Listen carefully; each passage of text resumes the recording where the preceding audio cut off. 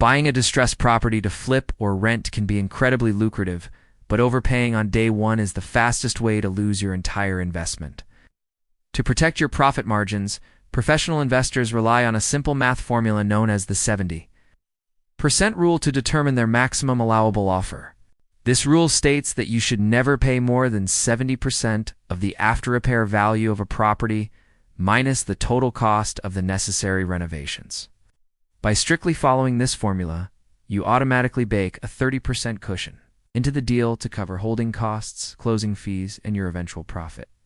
The most critical part of this equation is accurately estimating what the home will be worth once it is fully updated and comparing that to similar renovated homes in the neighborhood. You must also be brutally honest with yourself about the repair budget because hidden issues like plumbing or electrical problems can quickly eat away at your margins. Sticking to this mathematical boundary takes the emotion out of the buying process and ensures you only move forward on deals that make financial sense.